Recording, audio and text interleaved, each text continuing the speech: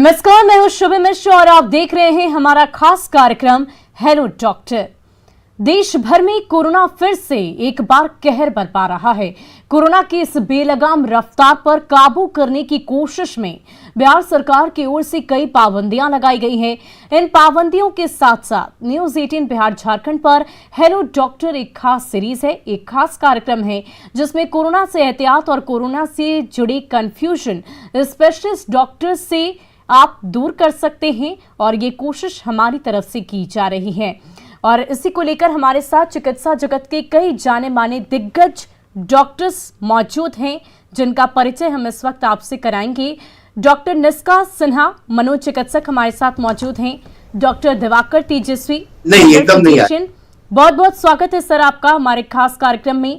Doctor निगम प्रकाश child specialist भी हमारे साथ इस वक्त मौजूद हैं। आप तमाम डॉक्टर्स का बहुत बहुत स्वागत है न्यूज 18 बिहार झारखंड के इस खास कार्यक्रम में। आप सभी को बहुत बहुत शुक्रिया कि अपनी व्यस्ततम दिनचर्या में आपने थोड़ा सा वक्त निकाला हमारे लिए, हमारे दर्शकों के लिए, क्योंकि इस वक्त आपकी सलाह की बेहद अनिवार्यता है।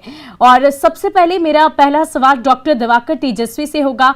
सर, जिस तरीके से कोरोना संक्रमण तेजी से पांव पसारा है और इस दौरान कई तरह की फ्लू, टाइफाइड, इस तरह की बीमारी भी सामने आ रही है और अमूमन इन सभी बीमारियों की जो लक्षण हैं वो एक जैसे ही होते हैं।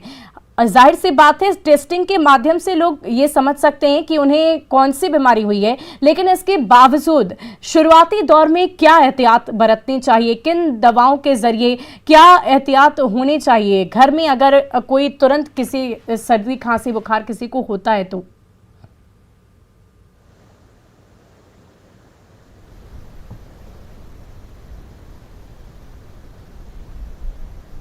जी डॉक्टर दिवाकर तेजस्वी, आपको मेरी आवाज मिल रही है?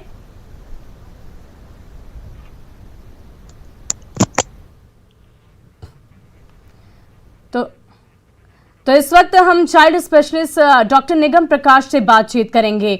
निगम प्रकाश जी, अभी अगर बच्चों की बात करें तो कोरोना संक्रमण बच्चों में भी देखा जा रहा है, खास करके 0 से लेकर के अगर हम 10 साल तक के बच्चों की बात करें, क्योंकि 14 से ऊपर के वयस्कों को अब वैक्सीन लगने लगी है, वो कहीं ना कहीं अब सुरक्षित हो रहे हैं, लेकिन छोटे बच्चों को लेकर क्या एहतियात पेरेंट्स को बरतने चाहिए?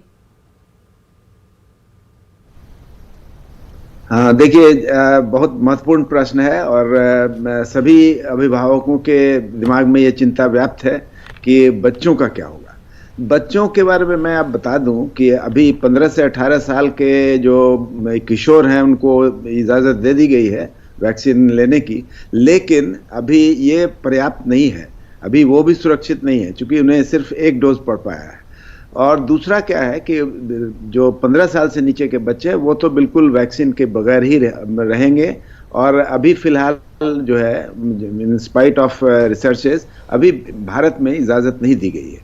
तो ऐसी अवस्था में बच्चों के लिए सबसे बड़ा एक प्रिकॉशन होगा कि जब भी माता पिता या जो घर में कोई भी व्यक्ति अगर इस तरह की बीमारी लेकर के अगर आता है, जो सर्दी खांसी बुखार, तो उसको बिल्कुल सेल्फ आइसोलेशन करना चाहिए और बच्चे से बिल्कुल अपने आप को अलग करना चाहिए, तभी बच्चा सुरक्षित रह पाएगा।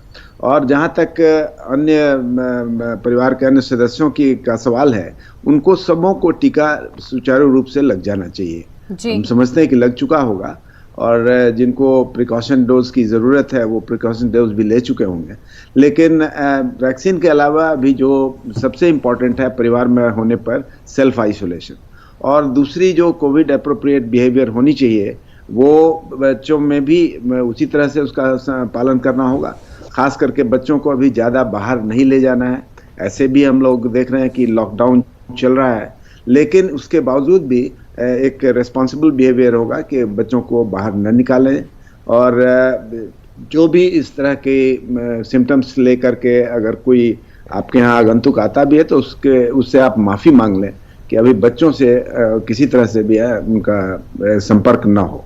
इसी तरह से बच्चे सुरक्षित हो सकेंगे। और बच्चों को भी हाथ धोने की आदत और लगातार जो है हाथ अगर सैनिटाइज कर सकते हैं तो सैनिटाइज बीच बीच में करना होगा, या तो हाथ धोने की आदत जो है ये बहुत सिंपल आदत है जो कि जिसका पालन करना पड़ेगा।